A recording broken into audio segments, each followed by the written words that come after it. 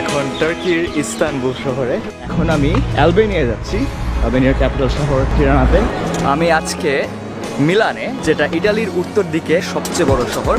কাতার আর Saudi আরবের মাঝখানে একটা মাথা নষ্ট জায়গা। আমি এখন মালদ্বীপের মধ্যে, এখন সমুদ্রের নিচে যাব স্কুবা ডাইভিং করতে। বহুত বছর ধরে ভ্রমণ করার পরে আমি শেষমেশ এখন সুইজারল্যান্ডে।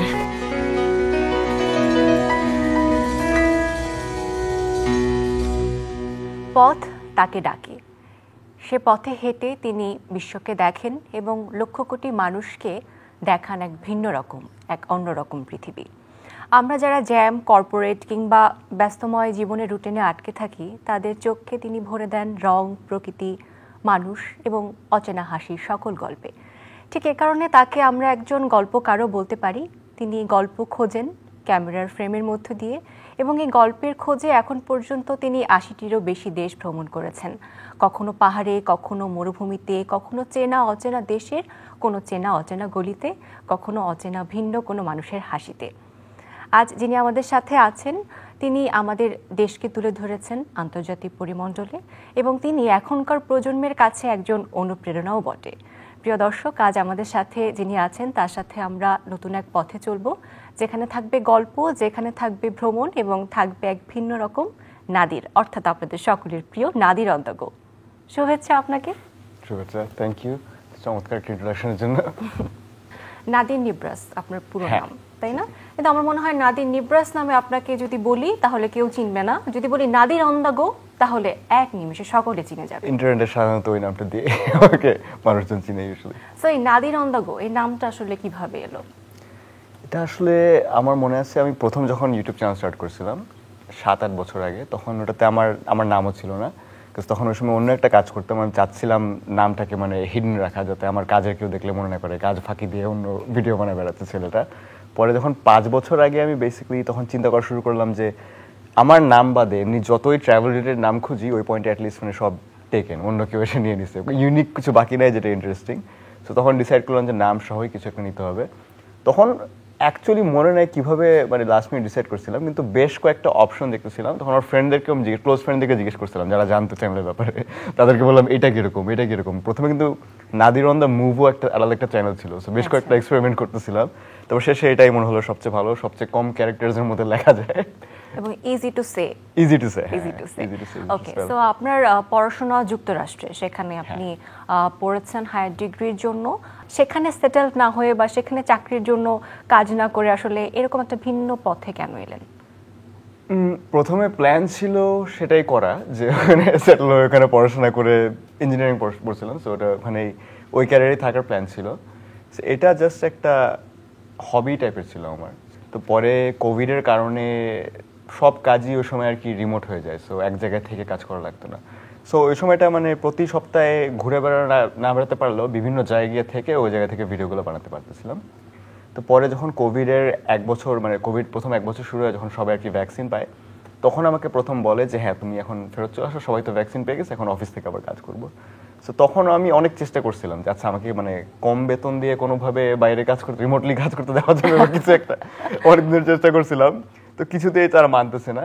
তো তখনও আমি পুরোপুরি কাজ ছাড়িনি, তখনও আমি ভাবলাম যে ওনাদের বলছিলাম আমার সুপারভাইজারকে যে আমার একটু ব্রেক নেওয়া লাগবে, তো বল আচ্ছা তোমার কন্ট্রাক্টেই আছে যে ১ বছর পরে ফেরত আসতে পারবা। তো তখনও আমি ১ বছরের একটা বিরতি নিয়ে গেছিলাম, ভাবছিলাম যে ফেরত আসবো, যখন অ্যাকচুয়ালি কাজটাকে ছাড়ছিলাম ১ বছরের জন্য। কিন্তু পরে কয়েক মাস করার পরে মনে হলো যে না থাকে, এভাবেই যদি মানে চালানো যায় তাহলে পুরানো কাজে ফেরত যাওয়ার দরকার নেই। ওকে, তো প্রথম ভিডিওর অভিজ্ঞতা কি ছিল একটু জানতে চাই। প্রথমে আসলে আমি যখন ভিডিও বানাই তখন এরকম মানে এখন যেরকম ভ্লগিং স্টাইলে অনেক প্ল্যান করে ভিডিও বানাই ওরকম ছিল না। প্রথম 2টা ভিডিও আমার যেগুলো করেছি ওগুলো হচ্ছে জাস্ট মানে আমার কথাবার্তা তো নাই, একটাতে আমার চেহারাও নাই, বিভিন্ন পশু পাখির ভিডিও করে জাস্ট ইউটিউবে আপলোড করছিলাম সি-লাইনে, যখন ক্যালিফোর্নিয়ায় থাকতাম। পরে মাথায় আইডিয়া আসলো আচ্ছা এটা ইউটিউবে শেয়ার করা যায়। তো অত ওভাবে প্ল্যান করে করি না যে ইউটিউবার হবো বা কিছু একটা, মানে জাস্ট ভিডিও বানাচ্ছি, ভিডিও কোনো না কোনো জায়গায় আপলোড করা লাগবে ভাবে চিন্তা করছি। আচ্ছা, যখন আপনি প্রফেশনালিজমের মাধ্যমে আসলে কন্টেন্ট ক্রিয়েট করা শুরু করলেন, সেখানে শুরুর দিকে আপনার ফলোয়ার সংখ্যা আসলে বা সাবস্ক্রাইবার সংখ্যা খুব কম ছিল। তো ফলোয়ার সংখ্যা কম হওয়া, সেই সাথে একটা কোয়ালিটি কন্টেন্ট তৈরি করা সাংঘর্ষিক থাকে, অনেক সময় নিজের মনের সাথে একটা যুদ্ধও তৈরি হয়। তো আপনার জন্য আসলে এই অভিজ্ঞতাটা বা এই জার্নিটা কেমন ছিল? আমি আসলে ওইভাবে কখনো চিন্তা করিনি যে আমার সাবস্ক্রাইবার কখনো বাড়বে, কারণ আমি যে টাইমটা অ্যাকচুয়ালি করতেছিলাম ওই টাইমে অলরেডি মার্কেটে আমার মতো আরো লাখ মানুষ পৃথিবী ঘুরে ট্রাভেল ভিডিও বানাচ্ছিল। সো আমি অনেস্টলি এক্সপেক্টও করি, আশাও করি নাই যে এরকম একটা পয়েন্টে আসবো যে মানুষ আমার ভিডিও দেখতে চাবে। এটা আমার জন্য জাস্ট একটা মানে পার্সোনাল একটা হবির মতো ছিল, উইকেন্ডে গিয়ে করতাম এটা। হবির জন্য এতখানি এফোর্ট? হ্যাঁ, কারণ মানে ফেভারিট হবি টাইপের ছিল বেসিক্যালি। সো এটা মানে আমি বানাইতাম, ওটা আর কেউ দেখতো না, জোর করে আমার মামুনিকে মাঝে মাঝে ফোন করে বলতাম আই দেখছো পুরো ভিডিওটা। তারপর অনেক সময় বলতো, আমার মামুনি আবার ওই হিস্ট্রি ভিডিওগুলো পছন্দ করতো না, সো কে এটা দেখতো। তো ভিডিওর শেষে আবার মামুনিকে কুইজ নিতাম যে আচ্ছা এখানে কি হয়েছে বলো, না বললে আবার দেখাতাম। এটা শুধু মায়ের ক্ষেত্রে হতো নাকি অন্য বন্ধু বান্ধবের ক্ষেত্রে হতো? বন্ধুদেরকে আসলে ওইভাবে বলিও নাই প্রথম 2-3 বছর, না 3-4 বছর আমি ফ্রেন্ডদেরকে বলি নাই, কারণ মানে একটু হয়তো নার্ভাস ছিলাম যে আমার ভিডিও দেখে কি বলবে, পরে পচানি দিবে যে বলে হ্যাঁ এত ভিডিও বানাস, কেউ দেখে না বা কিছু একটা। খালি মানে ফ্যামিলিদেরকে বলতাম, আমার ক্লোজ 2-1 ফ্রেন্ড জানতো। এমনি বন্ধু বান্ধব কি ভিডিও মেকিং এ সাপোর্ট করতো, বা যখন বলতেন যে একটা চ্যানেল খুলেছি তোমরা সাবস্ক্রাইব করো, সেক্ষেত্রে কি সাড়া পেয়েছেন? আমি কখনো বলি নাই কখনো আসলে ভাবে, মানে আমার ফ্রেন্ডরা হইতেছে 4 বছর পর যখন প্রথম ভিডিও ভাইরাল হয়েছে তখন অনেক মানে যাদের সাথে রেগুলার কন্ট্যাক্ট হয় তারা তো ডেফিনেটলি জানতো যে ক্যামেরা কেনাকাটা করতেছি, কিন্তু যারা আর কি ধর 3-4 বছরের কথা হয়নি যাদের সাথে, বাংলাদেশে সবাই জানতে পারছে যে যখন প্রথম ভিডিও ভাইরাল হয় তখন বলে তুই 4 বছর ধরে ভিডিও বানাইতেছিস, বলিস নাই কেন? হ্যাঁ, কারণ ওগুলো আমি মানে ওরকম ফেসবুকে প্রাইভেটলি শেয়ার করতাম না তেমন একটা, জাস্ট একটা আমার নিজের জন্যই করতাম মেইনলি। ওকে, সো আপনার ভিডিওতে আমরা দেখেছি শুরুর দিক থেকেই যে আপনি খুব অচেনা জায়গায় যেতে বা সবার কাছে খুব বেশি একটা পরিচিত নয় এমন জায়গায় ভিজিট করতে বেশি পছন্দ করেন বা ট্রাভেল করতে পছন্দ করেন। এর পেছনের ভাবনাটা কি? এমনি নিজের মতো যখন ট্রাভেল করি সত্যি করে বলতে গেলে তখন শুধু অচেনাগুলোতে যাই না, চেনাগুলোতেও যাই, কিন্তু আমার মনে হয় চেনা জায়গাগুলোতে গিয়ে অত ইন্টারেস্টিং একটা গল্প বলা একটু কঠিন, কারণ এরকম কোনো গল্প খুঁজে পাওয়া কঠিন যেটা 100 বারের বেশি মানে বলা হয় না ওই জায়গা থেকে। সো আমার কাছে আরো সোজা লাগে হচ্ছে অচেনা জায়গাগুলোতে গিয়ে সেগুলোর স্টোরিগুলোকে তুলে ধরা। সো এই জন্যই আমার ভিডিও যেগুলো বানাই ওগুলো বেশিরভাগ অচেনা জায়গা থেকে করার চেষ্টা করি। ওখানে প্রথম দিকে আমার চিন্তা ভাবনা ছিল ওখানে ধরেন কেউ যদি খুঁজে তাহলে কন্টেন্টও কম পাবে, তখন ওখানে মানে স্ট্যান্ড আউট করাটা কঠিন, মানে ইজি আরও মানে পপুলার জায়গার চেয়ে। সো ওই চিন্তা ভাবনা করেই করছিলাম, এবং ভাইরাল হওয়ার পরেও ভিডিও আমার কাজিন একদিন মনে আছে ফুপাতো ভাই বলতেছিল আচ্ছা তুই সাজেক গিয়ে একটা ভিডিও কর তারপরে এটা কর। তো আমি বললাম আচ্ছা না, এটা আমি সাজেক ওই লাইনে গেলে আমার ভিডিও থাকবে না, এমন জায়গায় যেতে হবে যেখানে মানুষ যায় না ইউজুয়ালি। আমি এখন ন্যাশনাল লাইব্রেরি অফ কসোভোর সামনে, কিন্তু এই লাইব্রেরির নামের চেয়ে বেশি ইন্টারেস্টিং হচ্ছে আর্কিটেকচার। এরকম আজগুবি আর্কিটেকচার আমি জীবনে দেখি নাই। সামনে হচ্ছে ব্র্যান্ড ক্যাসেল, যেটা আমার দেখা এখন পর্যন্ত প্রবলি সবচেয়ে সুন্দর ক্যাসেল। শুধু ক্যাসেল মানে নিজের আর্কিটেকচারের জন্য না, বাট আশেপাশে জঙ্গল পাহাড় সব মিলায় খুবই চমৎকার একটা জিনিস। এই যে ডিফারেন্ট দেশে ট্রাভেল করা, ভিন্ন ভিন্ন মানুষের সাথেও পরিচয় হওয়া, কোন দেশের আতিথেয়তা সব থেকে বেশি ভালো লেগেছে? একটা দেশকে ভাবে এক্স্যাক্টলি বলা কঠিন, কারণ অনেক দেশের মানুষই আছে খুবই ফ্রেন্ডলি। আমি বলবো যে তুরস্কের পূর্ব দিকে আমি একটা রোড ট্রিপে গিয়েছিলাম। তুরস্কের বেশিরভাগই মানে শহরগুলো থেকে একটু দূরে গেলে, রুরাল জায়গাগুলোতে গেলে ওখানে মানুষজন খুবই ফ্রেন্ডলি। ওখানে এমন জায়গায় দেখা গেছে যে একটা শহরে গেছিলাম ভ্যান, ওখান থেকে ভিডিও বানাইনি, কিন্তু পুরা টাইমটা হোটেলের টাকা বাদে পুরো টাইমটা আমি কোনো জায়গায় টাকা দিতে পারিনি। যত যে রেস্টুরেন্টে গেছি সব রেস্টুরেন্টে দেখা যায় যে আমাকে মানে খেতে দিবে না, বলে না তুমি তো গেস্ট। তারপর ইভেন বাসে উঠছি, বাসের টিকিট মানে কত জিজ্ঞেস করতেছি, বলে না দেওয়া লাগবে না এরকম একটা ভাবছি। ওরকম অনেক জায়গায় আছে, এরকম ফিলিপিন্স, ইন্দোনেশিয়া আরও কয়েকটা জায়গা আছে যেখানে মানুষ খুবই ফ্রেন্ডলি, ফরেনার দেখে খুশি হয়ে যায়, বা এমনিও খুবই ফ্রেন্ডলি মানুষ, কিন্তু তুরস্ক একটা স্পেশাল এক্সাম্পল। কালকে সন্ধ্যায় আমি এখানে এসে পৌঁছাইছি, আর পৌঁছানোর পর অনেক দয়ালু মানুষেরা দেখা হয়েছে। বাস স্ট্যান্ড থেকে হেঁটে আসতেছিলাম, তখন একটা ভ্যানে করে আমাকে রাইড দিয়ে ফ্রি বাসায় নিয়ে গেল বা হোটেলে নিয়ে গেল। তারপর একটা জায়গায় খাইতে গেছিলাম, ওখানে খেতে বসলাম, বসে আমি যা অর্ডার করলাম তারপর আরো এক্সট্রা খাবার দিল, একটার জায়গায় 2টা পিঠা দিল। তারপর টাকা দিতে দেয় না, মাগনা খাওয়াইছে, বললো যে না গেস্টের কাছ থেকে আমরা টাকা নিই। You don't give money. I want to pay. সব টাকা দিয়ে দিছে, আমাকে পে করতে দেয় এখানে। So, এখন পর্যন্ত আমি 1 পয়সা খরচ করি না শহরে কিছু খাওয়ার জন্য বা কোথাও যাওয়ার জন্য, সবাই দিয়ে দিচ্ছে। নেগেটিভ কোনো ইম্প্যাক্ট আছে যে কোনো দেশের আতিথেয়তা ভালো লাগেনি আপনার, বা মনে হয়েছে কুড হ্যাভ বিন বেটার? চিন্তা ভাবনা করে একটু দিতে হবে, ওই দেশে ফেরত যাওয়া প্রবলেম হতো। আমি বলবো যে মানে ওয়েস্টার্ন দেশ যেগুলো আছে, বেশিরভাগ ওয়েস্টার্ন ইউরোপ, ওইসব দেশে মানুষ অতটা নিজেদের মধ্যেও অতটা সোশ্যাল হয় না। সো যদি ওয়েস্টার্ন ইউরোপে একটা শহরে যায়, বা নর্থ ওয়েস্টার্ন ইউরোপের কথা বলি, ধরেন স্ক্যান্ডিনেভিয়া, সুইডেন, আইসল্যান্ড, এসব দেশগুলোতে ওখানে কেউ কখনো দেখা হলে মানে মানুষকে বাসায় এনে গেস্ট খেতে ওরকম ওই কালচারটা নেই। মানে তার মানে এটা না যে ওরা খারাপ মানুষ বা কিছু একটা, সব দেশে আমি অ্যাকচুয়ালি ফ্রেন্ডের সাথে গিয়ে থাকতে এনজয় করি, কিন্তু ওদের নিজেদের মধ্যে ওই কালচারটা নেই যে বাইরে মানুষের সাথে গিয়ে কথা বলবে। ওখানে যদি একটা স্ট্রেঞ্জের সাথে কথা বলেন তখন মানুষ আরো মানে ঘাবড়ে যাবে, বলে আমি কি করলাম, আমার সাথে কথা বলতে আসতেছে। সো একটা ভিডিও বানাতে হলে তো আসলে অনেক ধরনের কন্টেন্ট রিসার্চের প্রয়োজন হয়, বিশেষ করে আপনি যে ধরনের কন্টেন্ট তৈরি করেন বেশিরভাগ হিস্টোরিগুলো আসলে সবার সামনে তুলে ধরার চেষ্টা করেন। তো আপনার রিসার্চের জন্য আসলে কতটুকু সময় আপনি ব্যয় করেন বা কি করেন? আমার জন্য সবচেয়ে বেশি সময় যায় রিসার্চ করতেই। অ্যান্ড এটা একটা মানে আমার দিনে আমি 3-4 ঘন্টা অ্যাটলিস্ট বিভিন্ন ডকুমেন্টারি দেখতে থাকি বা বই পড়তে থাকি, কারণ আমার ফেভারিট হবি হতে সেসবের ব্যাপারে জানা, মানে ভিডিও বানানোর আগে থেকেই। যখন ইউটিউব করা শুরু করি তার আগে আমার ফেভারিট হবি ছিল ঘুমানোর আগে 2 ঘন্টা ধরে একটা ইতিহাসের বই পড়তাম, যে কোনো একটা বই হোক না কেন। তো মানে বছরে 20-30 এরকম ইতিহাসের বই পড়তাম বেসিক্যালি। সো এগুলো রিসার্চের উপরই থাকি। তো এগুলোর জন্য সাধারণত হিস্ট্রি বই পড়া হইতেছে একটা বেস্ট ওয়ে আমার মনে হয়। এবং যখন আমি একটা জায়গার ব্যাপারে জানি তখন চেষ্টা করি আশেপাশের দেশগুলোর স্টোরিগুলো জানতে, যাতে এটার ইতিহাসের ব্যাপারে একটু কনটেক্সট পেতে পারি যে আশেপাশের দেশে কি হয়েছিল, তাহলে ভালোভাবে একটা জায়গার ব্যাপারে জানতে পারি আশেপাশের জায়গা। আমি এখন টেম্পল অফ সেন্ট সাভা বা চার্চ অফ সেন্ট সাভাতে, যেটা একটা ইস্টার্ন অর্থোডক্স চার্চ। এটা অ্যাকচুয়ালি খুব একটা বেশি পুরানো না, 1935 এর কনস্ট্রাকশন স্টার্ট করা হয়েছিল। বিল্ডিংটাকে বানানো হয়েছিল পুরোপুরি হাগিয়া সোফিয়ার উপর বেস করে, একটা মডেল করে। খুবই ইন্টারেস্টিং জিনিস হচ্ছে, যখন মায়ান সিভিলাইজেশন আস্তে আস্তে শেষ হয়ে যাচ্ছিল তখন জুন অ্যান্টোনিক এই সিটি স্টেটটা তার পাওয়ার আরো বাড়াচ্ছিল, আর এই ভ্যালির মধ্যে নতুন নতুন জায়গা কন্ট্রোল করা শুরু করতেছিল। সো আশেপাশে মায়ান সিভিলাইজেশন শেষ হওয়ার পরও আরো 100 বছর কেমনে জানি এই শহরটা নিজে নিজে টিকে ছিল এরিয়ার। আপনি আসলে নিজেকে কি মনে করেন, যে একজন কন্টেন্ট ক্রিয়েটর নাকি একজন ব্লগার বা একজন ট্রাভেল ব্লগার, কোনটা? আমি নিজেও আসলে শিওর না এই পয়েন্টে। কারণ ট্রাভেল ব্লগাররা যেটা করে ওটার একমাত্র জিনিস আমার সাথে যেটা কমন আছে হচ্ছে আমি ক্যামেরা এক পয়েন্টে নিজে ধরে নিজে ভিডিও করি, ওই দিক দিয়ে টেকনিক্যালি ব্লগিং করতেছি। কিন্তু এই পয়েন্টে দেখা যায় অনেক ভিডিও বানাচ্ছি যেটা বেসিক্যালি ছোটোখাটো ডকুমেন্টারির মতো হয়ে যাচ্ছে। যখন একটা স্পেশালি কোনো একটা খুবই ফোকাসড একটা দেশের একটা কিছু টপিক নিয়ে কথা বলতেছি, তখন দেখা যায় পুরা জিনিসটা সেট আপ করা হচ্ছে ডকুমেন্টারির মতো। মানে আমি নিজে মনে হচ্ছে একদম নিউজ চ্যানেল রিপোর্টার গিয়ে ক্যামেরার সামনে দাঁড়ায় কথা বলতেছি, তারপর নেক্সট দিন ওই জায়গা থেকে বলতেছি। সো এই পয়েন্টে গিয়ে আমি শিওর না এটাকে কি বলা যায়, বাট আমি আমার ভিডিওতে একটা ভ্যারাইটি লেখার চেষ্টা করি। মাঝে মাঝে কিছু কিছু ভিডিও থাকে যেরকম পাহাড়ে হাইকিং করতে যাচ্ছি বা কিছু একটা, ওগুলোতে এখন তো মানে বেশি ইতিহাস বলার কিছু না, একটা পাহাড়ের উপরে গিয়ে। ওকে, আপনার ভিডিওতে আমরা সবসময় দেখি আপনি পোশাক আশাক নিয়েও যখন কেউ আপনাকে জিজ্ঞেস করে সেটারও ন্যারেটিভটা আপনি অন্যরকম ভাবে দেন, যে পোশাক খুব কম কেনার চেষ্টা করেন বা এরকম।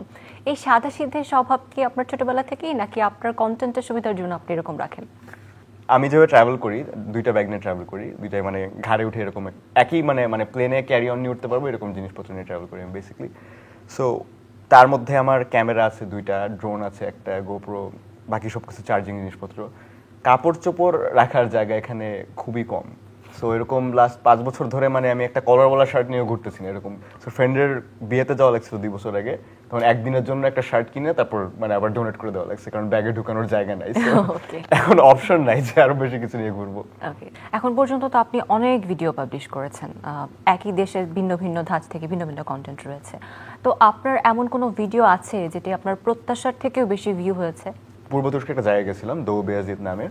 অ্যান্ড ওই জায়গাটাতে আমি গেছিলাম মেইনলি কারণ ওটা ইরানের সাথে বর্ডার শেয়ার করে জায়গাটা। তো ওখানে একটা রাজপ্রাসাদ ছিল, খুব ইন্টারেস্টিং ওটা দেখতে। তো ওখানে যাওয়ার পরেই বা যাওয়ার কিছুদিন আগে যখন রিসার্চ করতেছিলাম তখন জানতে পারলাম একটা ন্যাশনাল পার্ক আছে, নোয়াজ আর্ক ন্যাশনাল পার্ক বলে, যে হজরত নুরের আর্ক যেটা। তো ওটার ব্যাপারে আমি আগে জানতামও না। তো ওখানে গেলাম, তারপর ওখানে গিয়ে জাস্ট একটা ট্যাক্সি ভাড়া করে নিয়ে ওটা একটা ভিডিও বানালাম। ওইটা মনে হয় এখন পর্যন্ত আমার YouTube, Facebook, Bangla channel, English channel সব মানে যে প্ল্যাটফর্মেই দেখেন না কেন প্রবলি আমার সবচেয়ে বেশি ভিউড ভিডিও, যেটা আমি কখনো চিন্তাও করি নাই যে এত ভিউ পাবে।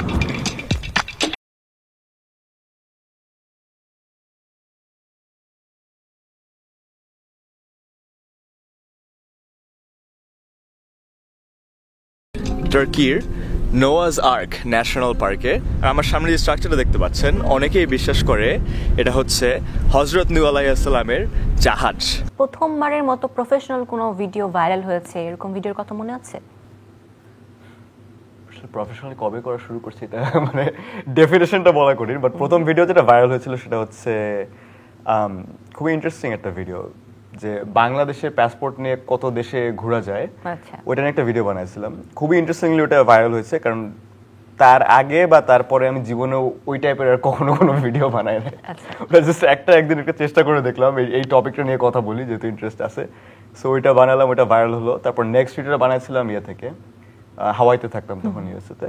তখন হাওয়াইতে ওইটা ছিল একটা ট্রাভেল ব্লগিং প্লাস বিভিন্ন অ্যাডভেঞ্চার সার্ফিং বা হাইকিং নিয়ে একটা ভিডিও। সো ওইটা ছাড়লাম, ওইটাও ভালো ভাইরাল হলো। তখন ওইটা হওয়ার পর মনে হলো আচ্ছা বাঁচছি, যে মানে এটা এই টাইপের ভিডিও চলে, না হলে পাসপোর্ট নিয়ে ভিডিও আর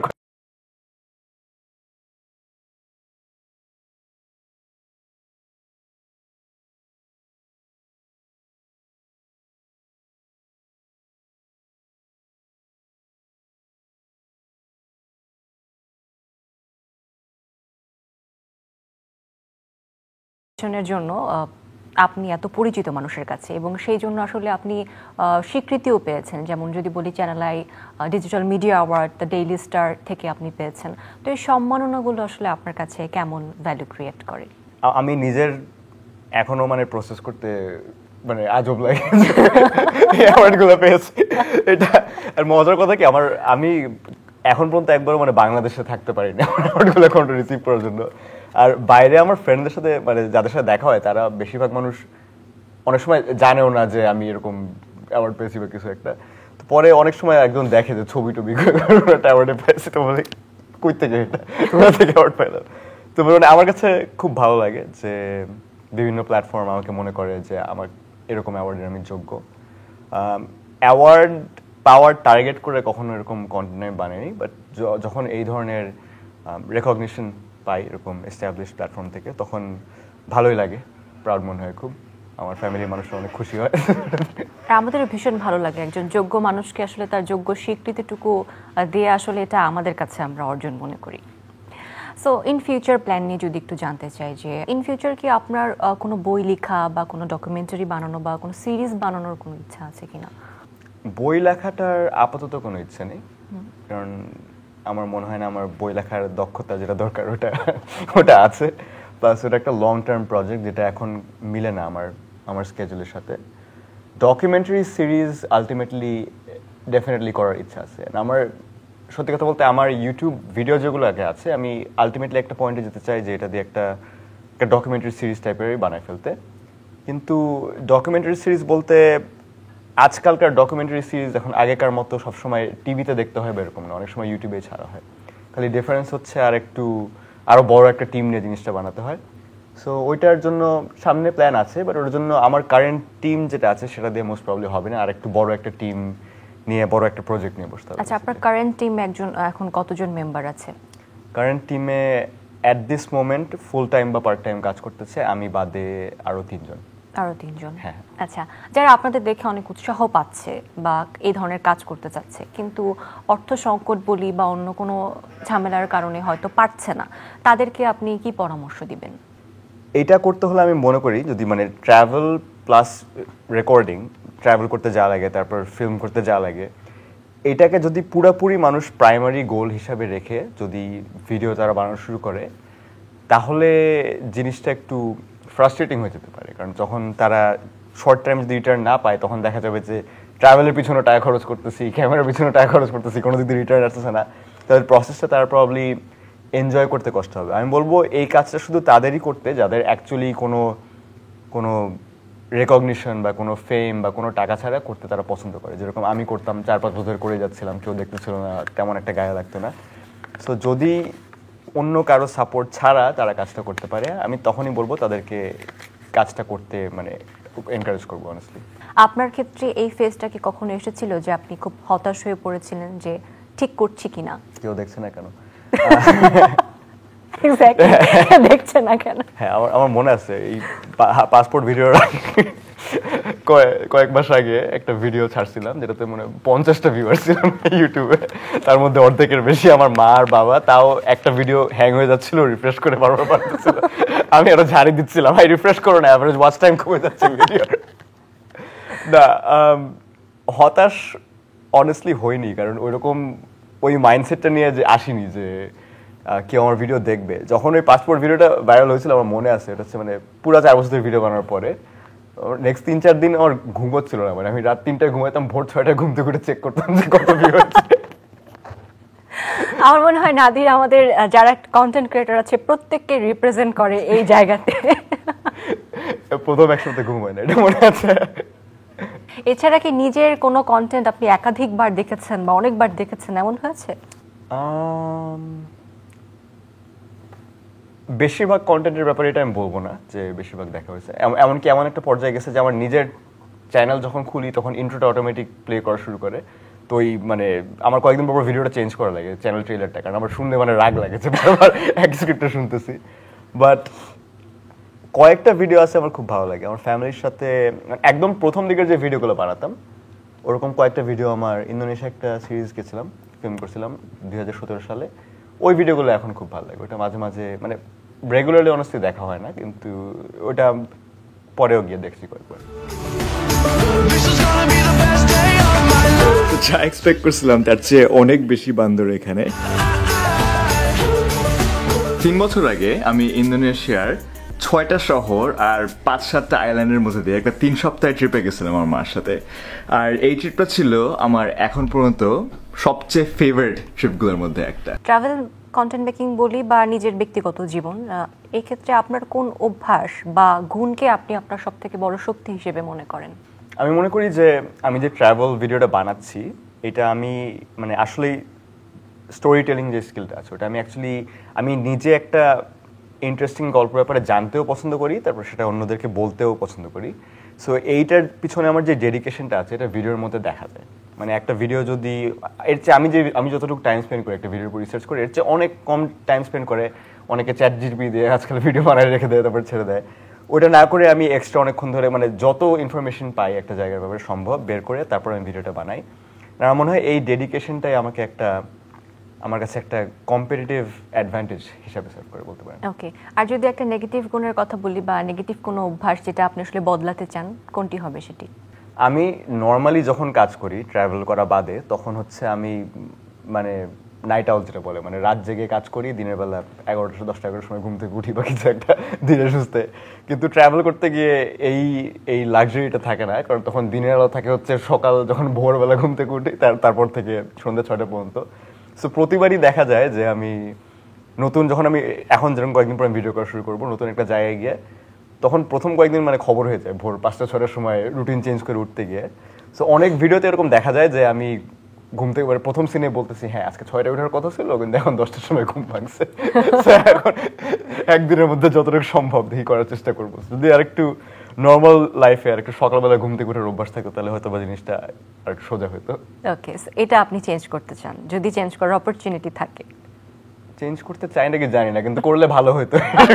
ওকে, আচ্ছা, আপনার ট্রাভেল মেকিং যে ভিডিওগুলো সেখানে অধিকাংশ সময় আমরা দেখি যে আপনি আসলে একা ট্রাভেল করেন, সলো ট্রাভেল করেন। তো যখন কন্টেন্ট তৈরি করেন তখন তো আমরা আপনাকে দেখতেই পারি ছোট পর্দায়, কিন্তু যখন আপনি ক্যামেরার পেছনে নর্মালি শুট করেন না, ওই সময়টাতে আসলে কিভাবে টাইম স্পেন্ড করেন বা কখন একা লাগে আপনার? এটা ডিপেন্ড করে। কিছু কিছু জায়গা আছে যেখানে আসলেই একা থাকা ছাড়া উপায় নাই, যে সব জায়গায় একা একাই অনেক দেশে যায় যেখানে মানুষ ইংলিশ বলে না। ওরকম জায়গায় 2-1 সপ্তাহ বেশি থাকলে আমার মানে মাথা খারাপ হয়ে যায় যে মানে কারোর সাথে কথা বলি নাই, কি করতেছি। কিন্তু নর্মালি আমি যেসব জায়গা থেকে ভিডিও বানাই অনেক সময় ফ্রেন্ডদের সাথেই, মানে ফ্রেন্ডের সাথে ঘুরতেছি এরকম না, বা এরকম জায়গায় থাকি যেখানে আশেপাশে ফ্রেন্ডরা আছে। কিন্তু দেখা যায় ভিডিও করার সময় সাথে একজন থাকলে ওটা আমার কাছে হেল্পফুলের চেয়ে বেশি আরও বড় একটা ডিস্ট্রাকশনের মতো লাগে। তখন মানে ফ্রেন্ডদের ব্যাপারে কেয়ার করতে হয়, ওরা কি জন্য ঘুরতে চাচ্ছে। সো যখন ভিডিও করার পার্টটা করি তখন আমি নিজে নিজে আলাদা দূরে গিয়ে কোথাও ভিডিও করে আসি। কিন্তু ইউজুয়ালি মানুষের সাথে থাকি, মাঝে মাঝে এরকম জায়গায় যাওয়া লাগে যখন বেশি মানুষ নাই আশেপাশে, তখন ওই সব জায়গায় বেশি টাইম স্পেন্ড না করার চেষ্টা করি আর কি। ওকে, সো বন্ধু বিষয়ে একটা প্রশ্ন আছে, তার আগে একটু জানতে চাই যে আপনার ফ্রেন্ড সার্কেল কি বড় নাকি খুব মানে রিজার্ভ? আমার মানে একটা ফ্রেন্ড সার্কেল ওরকম নাই, কারণ এখন ঘুরে বেড়াচ্ছে, দেখা যাবে এখন বেশিরভাগ যারা ফ্রেন্ডদেরকে চিনি তাদের সাথে দেখা হয়েছে মানে স্কুলে, কলেজ, ইউনিভার্সিটি ওগুলো তো ছিলই, তাদের সাথে এখন তেমন একটা দেখা হয় না আসলে। কিন্তু রিসেন্টলি লাস্ট 5-10 বছর আমার ফ্রেন্ডরা তাদের সাথে বিভিন্ন জায়গায় ঘুরতে গিয়ে দেখা হয়েছে। ওভারঅল প্রবলি ফ্রেন্ডের সংখ্যা মানে স্কুল কলেজে ছিল তার চেয়ে অনেক বেশি। বাট এখন ফ্রেন্ডশিপ বা রিলেশনশিপটা এখন একটু অন্যরকম, যে ওরকম সবাই মিলে বসে আড্ডা মারবো ওরকম কিছু একটা, তখন দুইজন যদি কোনো কারণে একই জায়গায় থাকি তখন দেখা হবে আর কি, এরকম একটা প্ল্যান করে রাখতে। আপনি কি এই জিনিসটা মিস করেন কখনো, যে ফ্রেন্ডের সাথে আড্ডা দেওয়া বা ঘুরতে যাওয়া বা সময় কাটানো? অতটা না আসলে বলতে গেলে, ভিডিও দেখলে কিন্তু ফ্রেন্ডরা মাইন্ড করতে পারে। করুক না।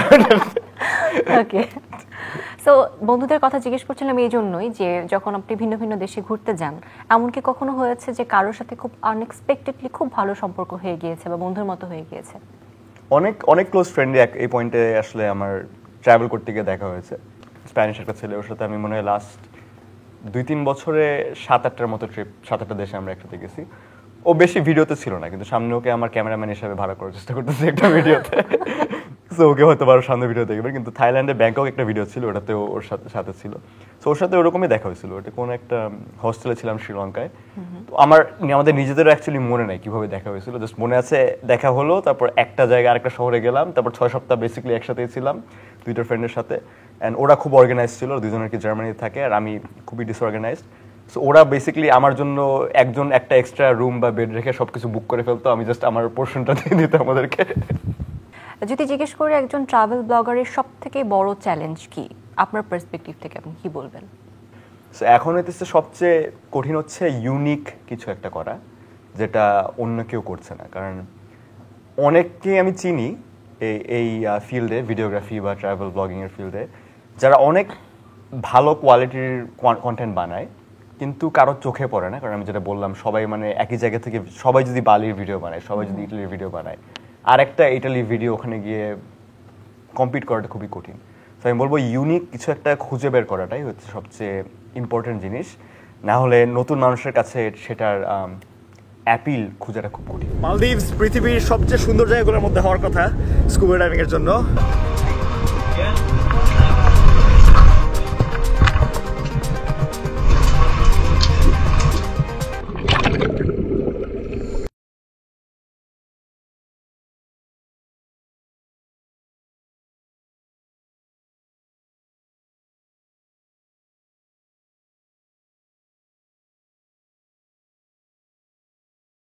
যে বাংলাদেশে যারা ট্রাভেল ব্লগিং নিয়ে কাজ করছেন, তাদের মধ্যে আপনি কাদের কথা বলতে চান যে এদের কাজ আপনার ভালো লাগে? আমি আসলে ট্রাভেল ব্লগিং মানে শুধু বাংলাদেশ না, আমি নিজে অ্যাকচুয়ালি অন্য ট্রাভেল ব্লগারদের তেমন একটা ফলো করি না। আমি নিজে দেখি হচ্ছে খালি ট্রাভেল ডকুমেন্টারিজ বা কিছু একটা। সো কিন্তু তার মধ্যে এখন বাংলাদেশে যাদের মধ্যে আছে, তাদের মধ্যে মিস্টার মিক্সার্স ওয়ার্ল্ডের নামের একজন আছে। উনার বেশ কয়েকটা ভিডিও, কয়েকদিন আগে দেখতেছিলাম, বাহরেইন না কোথায় একটা ভিডিও করেছিলেন, তো ওইটা ইন্টারেস্টিং লাগে। অন্যান্য কন্টেন্ট বানায় যারা, কাদের কাজে ভালো লাগে? একটা আমেরিকান একটা ছেলে আছে যার অ্যাকচুয়ালি চ্যানেলের নাম হচ্ছে রিয়েল লাইফ লোর। তো ওটা হচ্ছে আমার ফেভারিট ইউটিউব চ্যানেল, কিন্তু এটা হচ্ছে ঠিক ট্রাভেল ব্লগার না, ওটা মানে চ্যানেলের জীবনে সে তার চেহারাও দেখায় নেই এবং তার নামও আমার অ্যাকচুয়ালি মনে নাই লোকটার কি জানি, কারণ সে হচ্ছে ফেসলেস চ্যানেলগুলো যেগুলো আছে জাস্ট ন্যারেশন করে। তো সেটা হচ্ছে বিভিন্ন জিও পলিটিক্স বা জিওগ্রাফি নিয়ে ইন্টারেস্টিং জিনিসপত্র নিয়ে একটা টপিক পিক করে সে 1 ঘন্টা 1.5 ঘন্টার ভিডিও বানায়। সো খুবই কমনলি এটা আমি মানে ট্রেডমিলে দৌড়াচ্ছি বা কিছু একটা পুরো একটা ডকুমেন্টারি দেখে ফেলি তার। ওকে, সো আপনি এখন পর্যন্ত, আমি বলছিলাম শুরুতেই যে 80টিরও বেশি দেশ আপনি ঘুরে ফেলেছেন ইতিমধ্যে, সংখ্যা কম বেশি হতে পারে, তবে তার মধ্যে অনেক ভিডিওতে আমরা দেখেছি বেশ ঝুঁকিপূর্ণ জায়গাতেও আপনি গিয়েছেন। কিছু অ্যাক্টিভিটিস ছিল, সেগুলো হয়তো একটু রিস্কি ছিল। তো এমন কি কখনো হয়েছে যে কোনো স্থানে গিয়ে কোনো অ্যাক্টিভিটিস করতে গিয়ে আপনি খুব ভয় পেয়েছেন? আমি আসলে অনেকই এরকম ভিডিও বানাই যেগুলোতে মানে আমার ভয়ে অবস্থা খারাপ, চেহারা দেখে বোঝা যায় নাকি জানি না। রিসেন্টলি একটা স্কাই ডাইভিং এর ভিডিও বানাইছিলাম, যে 17 দিন জাস্ট স্কাই ডাইভিং করা লাগছিল। ওইটা আমার মনে আছে যে মানে আমি আসলে যাওয়ার আগে বুঝতে পারি নাই যে জিনিসটা কতটুকু স্ট্রেসফুল হবে। অ্যান্ড ওইটা একটা কোলাবোরেশন করছিলাম একটা ওই ড্রপ জোনের সাথে, কারণ নর্মালি অনেক খরচ পড়ে। সো ওরা বলতেছিল আচ্ছা তোমাকে পুরোটাই মানে অলমোস্ট পুরোটাই ফ্রিতে করে দিব, কিন্তু তোমাকে আমাদের জন্য একটা ভিডিও বানাতে হবে।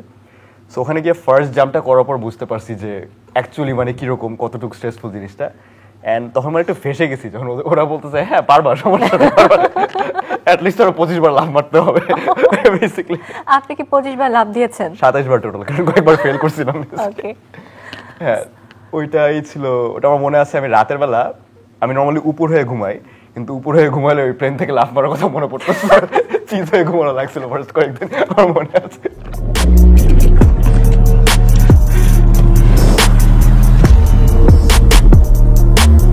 আচ্ছা, দেশের বাইরে গিয়ে যখন বাংলাদেশি কারোর সাথে দেখা হয় তখন অনুভূতি কেমন হয়? এখন আসলে জিনিসটা একটু অন্যরকম, কারণ এখন এই পয়েন্টে যদি বাইরে কোথাও ঘুরতে গিয়ে বাংলাদেশি আরেকজন ট্রাভেলের সাথে দেখা হয়, তখন খুব ভালো একটা চান্স আছে যে উনি আমার ভিডিও অলরেডি দেখেছেন। সো তখন আমি বাংলাদেশি বোঝার আগেই শুনি কেউ একজন এসে বাংলা কথা বলতেছে আমার সাথে। সো ওই সময় তখন দেখা যায় মানে মোটামুটি ইউজুয়ালি দেখা যায় আমার সাথে যারা কথা বলছেন তখন আমার ভিডিও দেখে বা ওইটা নিয়ে হয়তো বা কথাবার্তা হয়, যখন বলে যে এখানে কি করতেছেন বা এখানে কতদিন আছেন, ওই টাইপ নিয়ে কথা। তার আগে যখন বাংলাদেশে দেখা হতো, আমি বলবো যে মানে খুবই রেয়ার ইনস্টেন্সে বাংলাদেশে দেখা হতো, আমি বলবো মানে বছরে একবার। কারণ রিসেন্টলি আমি অনেক ভিডিও করেছি এশিয়ার কাছাকাছি, এশিয়ার মধ্যে বা কাছাকাছি থেকে, কিন্তু তার আগে আমি যখন ভিডিওগুলো করতাম সব হচ্ছে America, Hawaii, Latin America, Mexico, Central America, ওইসব জায়গায় বাংলাদেশের দেখা হওয়ার দূরের কথা। আমার মনে আছে এল সালভাডোর একবার গেছিলাম, ওখানে বেরোর সময় ইমিগ্রেশন আমাকে বলছিল তুমি মনে হয় বাংলাদেশ থেকে প্রথম একজন আমাদের দেশে আসছে, আমি কোনো আগে পাসপোর্ট দেখি না, এরকম। আচ্ছা, তো আপনার কন্টেন্ট দেখলে আসলে বোঝা যায় যে অধিকাংশ সময় আপনি আসলে ট্রাভেলের ওপরেই থাকেন, ট্রাভেল করতে থাকেন, কিন্তু আপনি যেহেতু খুব প্রফেশনালি আপনার ভিডিওটাকে এডিট করেন, এই সময়টা আসলে আপনি কিভাবে পান? ওটা এই জন্যই আমার ভিডিও আগে বের করতে 5-6 সপ্তাহ লেগে যেত, এখন 2-3 সপ্তাহের মধ্যে তাও কোনোভাবে করা যায়। কিন্তু এটা টাইম পাওয়াটা আসলে কঠিন। এখন একটা এডিটিং টিম আছে, কিন্তু এখনও ক্রিয়েটিভ জিনিসগুলো আমি নিজেই করার চেষ্টা করি, মিউজিক অ্যাড করে বা স্টোরিটাকে সেট করে ওটা আমি এখন নিজেই করার চেষ্টা করি। সেটাই হচ্ছে সবচেয়ে বড় চ্যালেঞ্জ, মানে এডিট করা। এডিট করা এমন একটা জিনিস যে মানে একটা ভালো এনভায়রনমেন্টের মধ্যে থাকতে হবে, মানে যে রিল্যাক্স করে কাজ করতে পারবো। সো দেখা যায় যে আমার ভিডিও করা শেষ হলে আমি যে 2-3টা ভিডিও একসাথে করি, তারপর আমার একটা ব্রেক নিতে হয় 1 মাস বা 2 মাস বা 3 মাস, তখন বসে বসে আমি পুরান ভিডিওগুলো আস্তে আস্তে করে ছাপতে থাকি। আপনার কন্টেন্টে বোঝা যায় বা আপনি নিজেও বলেছেন যে যেখানে আপনি ভিজিট করেন তার ঐতিহ্য বা ইতিহাস এগুলো নিয়ে আপনি অনেক ঘাটাঘাটি করেন, এবং কালচারের বিষয়টা আসলে তো আসলে ফুডের কথা মনে আসে যে সেখানে কোন ধরনের খাবার ভালো পাওয়া যায় বা মানুষ কি ধরনের অ্যাক্টিভিটিস করতে পছন্দ করে। তো কোন দেশের খাবার আপনার কাছে এখন পর্যন্ত সবথেকে বেশি ভালো লেগেছে? একাধিকও বলতে পারেন। আচ্ছা, বেশ কয়েকটা জায়গা আছে আমি বলবো যে খাবার অনেক ভালো। আমার অনেস্টলি এই সাউথ এশিয়ার রিজনটা, শ্রীলঙ্কা বাদে বা নর্থ ইন্ডিয়া থেকে শুরু করে বাংলাদেশ পর্যন্ত আমাদের খাবার মনে হয় পৃথিবীর বেস্ট করার মধ্যে একটা। এটা বাদে মেক্সিকান খাবার আমার খুব ভালো লাগে। তো ওখানেও বাংলাদেশের মতো সমস্যা যে খাবার একদম মানে মজার খাবার কখনোই হেলদি খাবার না, সো একটু মানে বুঝে শুনে খাইতে হয়। একবেলা মজার খাবার খেলে বাকি 2-3 বেলা সবজি খেয়ে থাকতে হয়, যাতে মানে ডিটক্স করা লাগে বা কিছু একটা। আর টার্কিশ খাবার অনেক ভালো। ইস্তানবুলের ফার্স্ট ইমপ্রেশন হচ্ছে আমার মানুষ এখানে এক্সেপশনালি ফ্রেন্ডলি এত বড় একটা শহরের জন্য। আজকে আমি একটা স্পেশাল টাইপের মাছ স্যান্ডউইচ ট্রাই করব, যেটা ইস্তানবুলের বসফরাস স্ট্রিটস থেকে নৌকায় করে বেচে। ইস্তানবুলের খুবই ইউনিক টাইপের একটা খাবার। আজকে আমার ভিডিওতে আমার সাথে জয়েন করবে আমাদের বরিশালের হাজেরা। আমার মার ইস্তানবুলের কোনো খাবারই ভালো লাগে না, খালি বলে যে যাই খাওয়াই না কেন বাংলাদেশের চেয়ে ভালো পাওয়া যায়। কি বাংলাদেশের খাবারের মতো টেস্ট না? না, কেমন লাগলো প্রথম কে? কেন? বাংলাদেশের মিষ্টির ধারে কাছেও না এটা। সো একটা পরিসংখ্যান আছে যে পৃথিবীর সবথেকে শান্তিপূর্ণ জায়গা কোনটা। যদি বলি গত 8 বারের মতো বোধহয় ফিনল্যান্ডের নাম আগে চলে আসবে।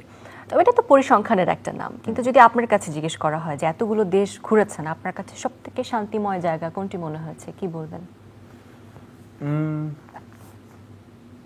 আমার কাছে পার্সোনালি যেটা মনে হয়েছে ওটা এখন হাওয়াই যখন আমি ছিলাম, তখন ছিলাম আমি একদম পিক কোভিডে 2020 সালে আমি ওখানে গিয়ে 8 মাস মতো থাকতাম। সো ওই সময়টা থেকে আমি যখন ওই আইল্যান্ডগুলো ঘুরতে পেরেছি, তখন দেখা যাচ্ছে যে পৃথিবীর বেস্ট ন্যাশনাল পার্কগুলো যেখানে দিনে 2-3 হাজার মানুষ থাকতো, ওখানে দেখা যায় 2-3 জন মানুষ থাকতেছে। কারণ শুধু লোকালরা ছাড়া কেউ নেই, লোকালরা তো বারবার নিজেদের ইয়েতে ঘুরতে যায় না, এখানে নর্মাল বিদেশি টুরিস্টরা থাকতো বা অন্য স্টেটের টুরিস্ট থাকতো।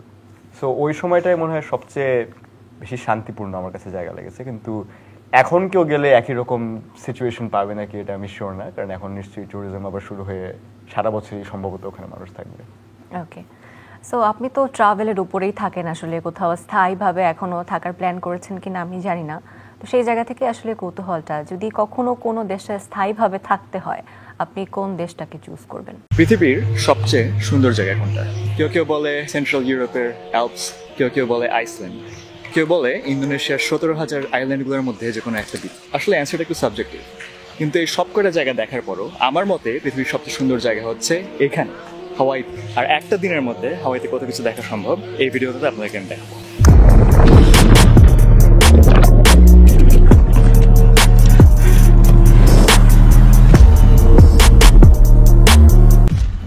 এটা কঠিন আসলে, কারণ আমার মানে কালচার ওয়াইজ আমার মনে হয় ইউরোপের দেশগুলোর সাথে আমার বেশি মিলে, ওদের সোসাইটি ওরা যেভাবে চালাতে চুজ করে ওদের সাথে আমার সবচেয়ে বেশি বনে।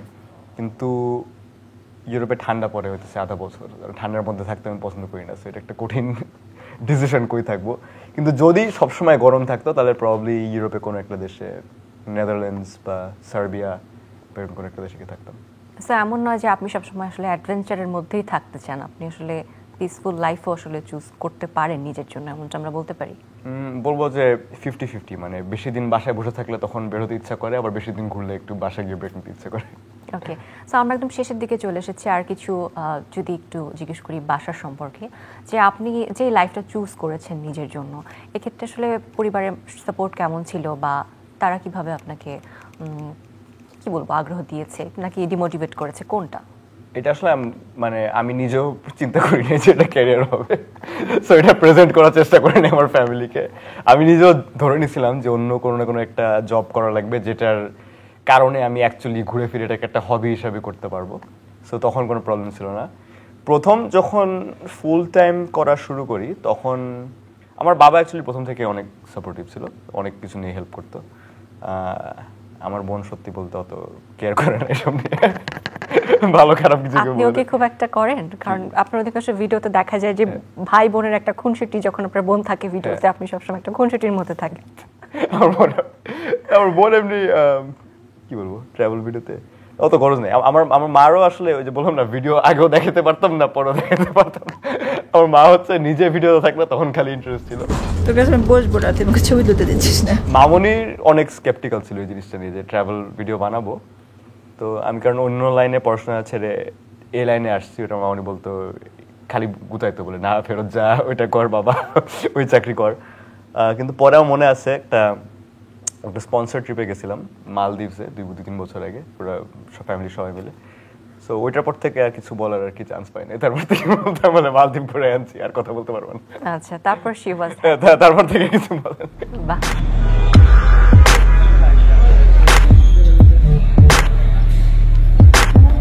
আমার বোনের নর্মালি এটাতে বমি আসে, বাট আজকে ভয়ে বমি বন্ধ হয়ে গেছে পড়ে যাওয়ার ভয়ে। হাঁটতে বেরোতেছি আমার 2 অ্যাসিস্ট্যান্টকে নিয়ে।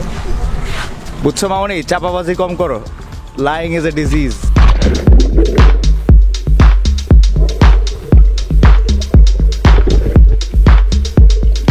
যদি খুব কম শব্দে বা এক বাক্যে যদি বলি আপনার কাছে, যে এখন আপনার অনেক পরিচিতি, বাইরে বেরোলে মানুষ হয়তো আপনার সাথে একটা ছবি তুলতে চায় বা আপনার কন্টেন্টের প্রশংসা করে, সেলিব্রিটি বলতে পারি, তো একজন নাদিরের কাছে এই যে নাম, যশ, খ্যাতি, এগুলোর অর্থ কি এখন? সত্যি কথা বলতে দেশের বাইরে আমাকে ওভাবে কেউ চিনে না, সো বেশিরভাগ সময় দেশের বাইরেই থাকি। সো দেখা যায় ওখানে শুধুমাত্র বাংলাদেশে দেখা হলে তখনই আমাকে দেখে বলবে, আচ্ছা, তারপর অন্যরা এখন সারপ্রাইজ হয়ে যাবে, বলে কেউ থেকে কি। কিন্তু এটা কঠিন কোয়েশ্চেন আসলে, কারণ আমি অতটা পছন্দ করি না বাইরে বের হয়ে এভাবে ইন্টারঅ্যাক্ট করতে মানুষের সাথে। তখন দেশে আসলে দেখা যায় যে আমি মানে সপ্তাহ পর সপ্তাহ বাসা থেকে বের হচ্ছি না বা কিছু একটা। শিক্ষাবিদ আব্দুল্লাহ আবু সাইদ বলেছেন, স্বপ্ন মানুষের শ্রেষ্ঠ সম্পদ, মানুষ তার স্বপ্নের সমান বড়। নাদিরের স্বপ্ন আসলে কি? আমার স্বপ্ন এই মোমেন্টে হচ্ছে এখন আমি যেটা করতেছি ওইটা অ্যাটলিস্ট আরও 5-10-20 বছর ধরে করে যাওয়া, যতদিন ফিজিক্যালি করতে পারবো ততদিন করে যাওয়া। অ্যান্ড যা করতেছি বলতে মানে এক্স্যাক্টলি এই স্টাইলে ট্রাভেল ভ্লগ বানাবো বা এরকম কিছু না একটা, কিন্তু কোনো না কোনো একটা মাধ্যমে বিভিন্ন জায়গার ব্যাপারে অন্যদেরকে জানানো, যেটার মধ্যে আমি নিজেও বিভিন্ন জায়গাগুলোকে এক্সপ্লোর করতে পারবো। ও এই কাজটাতে আমি চালাই যেতে পারি। সো বেস্ট অফ লাক, অভিনন্দন, শুভেচ্ছা। Thank you. অনেক ভালো লেগেছে আপনার সাথে কথা বলে। আগামীতে আবারও পেতে চাই এবং জানি না নেক্সট টাইম যদি আবার কোনো অ্যাওয়ার্ডে আপনাকে আমরা সম্মানিত করতে পারি, উইল বি অনার্ড আসলে। আমি দেশে থাকলে অবশ্যই আসবো। আমরা এবার সামনাসামনি আসলে দেখতে চাই আপনাকে পুরস্কারটা নিতে। আমিও একটা পয়েন্টে আসতে চাই, চেষ্টা করবো। Okay, thank you so much. Thank you. প্রিয় দর্শক, এই ছিল আমাদের আজকের আয়োজন। আমরা এই আয়োজনের মধ্যে দিয়ে নাদিরের চোখে বিশ্বকে দেখলাম, একটু ছোট্ট পথ চলার মধ্যে দিয়ে। নাদির তার স্বপ্নের কথা বললো, তার জীবন দর্শনের কথা বললো।